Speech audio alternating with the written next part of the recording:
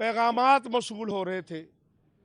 जो जर्नलिस्ट किसी भी इदारे में काम करते हैं, कोई इदारा ऐसा नहीं है जिसके जर्नलिस्टों की जानब से ये पैगाम नहीं दिया गया कि ये फंदा अगर इमाद यूसुफ के गले में डाला जाता है तो ये फंदा इमाद यूसुफ के गले पर नहीं होगा, ये पाकिस्तान के मीडिया के गले पर होगा।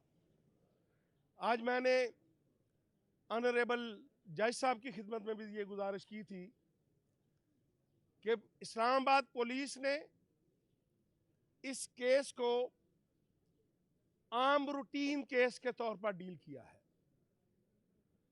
मैंने बताया कि हम इन्वेस्टिगेशन ऑफिसर के पास खुद गए, उन्हें बताया कि भाई ये कोई कत्ल का केस नहीं है, ये चोरी या डकैती का केस नहीं है, ये पाकिस्तान में एक जर्नलिस्ट के खिलाफ अपनी नौइयत का पहला मुकदमा है जिसने प्रेसिडेंट बनना है, मिसाल बनना है आइंदा के लिए।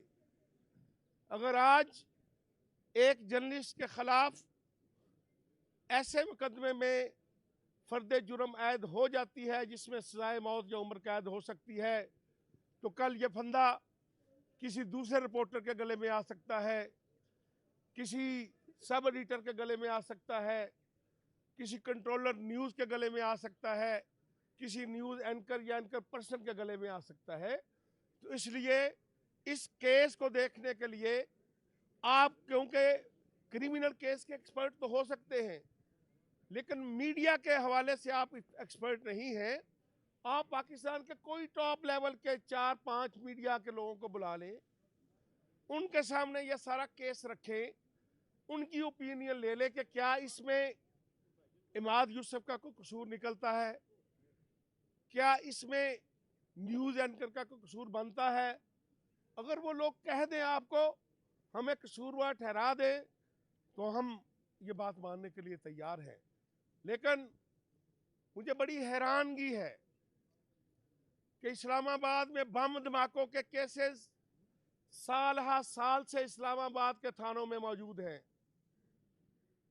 किसी मुकदमे का चालान इतनी सूरत के साथ F-16 की स्पीड से कभी अदालत में नहीं भेजा गया। इस्लामाबाद में रूनमा होने वाले बड़ी बड़ी डकैतियों के, दहशतगर्दी की फाइलें साल हा साल से इस्लामाबाद के थानों की अलमारियां भरी पड़ी हैं।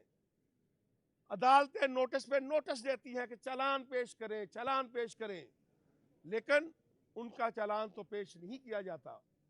लेकिन इस केस में जिसमें एक जर्नलिस्ट के गले में फंदा फिट किया जा रहा है, हमें अपने इस इमाद यूसुफ के उस प्रोफेशन के हवाले से आज भी मैं कहना चाहता हूँ, वफाकी वज़ीर इत्तलात और नशरियात, मैं उनके पास भी गया था कि हमें महसूस होता है कि आपकी हुकूमत के प्रेशर पर इस्लामाबाद की पुलिस की दौड़ें लगी हुई है कि हम किस तरह जल्द अज जल्द ये केस लेकर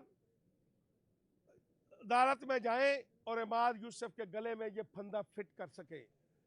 लेकिन बहरहाल वक्त के साथ साथ बहुत से फैसले होंगे, हुकूमतें आने यानी चीज़ है, हम भी इधर हैं, हुकूमत भी इधर है, पॉलिटिकल पार्टीज भी इधर है।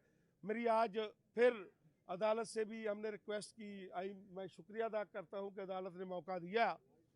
मैं आज के इस फोरम से पाकिस्तान की आला अदलिया से अपील करना चाहता हूँ, पाकिस्तान की हुकूमत से अपील करना चाहता हूँ, अदालत का मामला हमारा बाद में शुरू होगा, खुदारा हमें इस्लामाबाद पुलिस के हाथों इंसाफ दिलाया जाए। इमाद यूसुफ के साथ जो ज्यादती इस्लामाबाद पुलिस कर रही है, हमें इस्लामाबाद पुलिस इमाद यूसुफ के गले में जो फंदा फिट करना चाहती है उसे बचाया जाए और आला अदालतें इस्लामाबाद पुलिस को हुक्म करें कि वो इमाद यूसुफ के हवाले से इंसाफ के तकाजे पूरे करें। बाकी जो अंदर लीगल कार्रवाई हुई वो अभी हमारे वकील साहब। थैंक यू वेरी मच जी। बिस्मिल्लाह रहमान रहीम।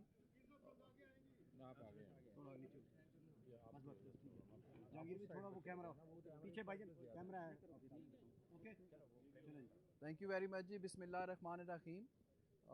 शुक्रिया सबसे पहले इमाद यूसुफ साहब का that he has reposed trust, और हम प्रोफेशनली उनको रिप्रेजेंट करना आज से शुरू किया है। प्रोफेशनली और लीगली मैं एक बात कहूँगा कि criminal administration of justice day one से जिस प्रिंसिपल चलती है वो ये प्रिंसिपल है कि accused is always innocent unless declared guilty by the court. Surprisingly जितना भी सीआरपीसी ने प्रोसीजरल लॉ और एविडेंस की कलेक्शन का लॉ डेवलप किया, मैं बहुत कीनली मैं फाइल से गो थ्रू हुआ।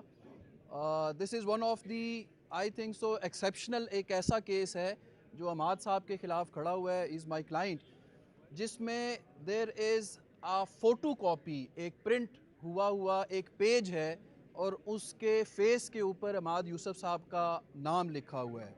एंड आई एम सरप्राइज्ड कि how this document can be file of part of the file, police file का हिस्सा कैसे बन सकता है। आई एम सरप्राइज्ड कि वो डॉक्यूमेंट अदालत में कैसे पेश हो सकता है। आई एम सरप्राइज्ड कि वो डॉक्यूमेंट अटेस्ट कैसे होगा। And then I am surprised कि वो डॉक्यूमेंट एडमिसिबल एविडेंस की कैटेगरी में कैसे आएगा। And then I am surprised कि वो जो डॉक्यूमेंट है उसको एक डॉक्यूमेंट, प्रूव्ड डॉक्यूमेंट और एडमिसिबल डॉक्यूमेंट कैसे तस्वुर किया जाएगा। इस पूरी चीज़ के हवाले से जितना भी लॉ डेवलप हुआ, अब उसमें इतने इस्टेब्लिश्ड प्रिंसिपल्स आ गए हैं कि बहुत इनिशियल स्टेज के ऊपर अदालत ने, मुअज़्ज़ज़ अदालत ने ये देखना है कि वो कौन सा एविडेंस है, आया वो एडमिसिबल है भी है कि नहीं, जिसकी बेस के ऊपर केस को डेवलप किया गया है। तो we have start working on this.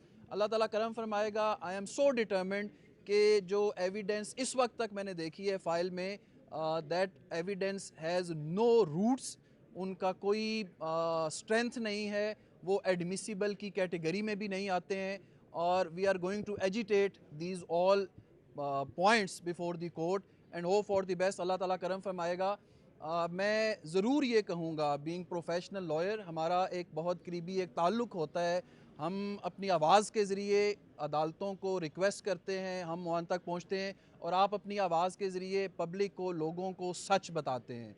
तो we go like together, parallel जाते हैं। तो मैं ये समझता हूँ कि कोई भी ऐसी कदगन किसी सहाफ़ी के ऊपर, किसी भी गैर ज़रूरी, गैर आइनी जो कदगन है, वो पूरे मुआशरे की आवाज़ दबाने के मुतरादिफ़ है।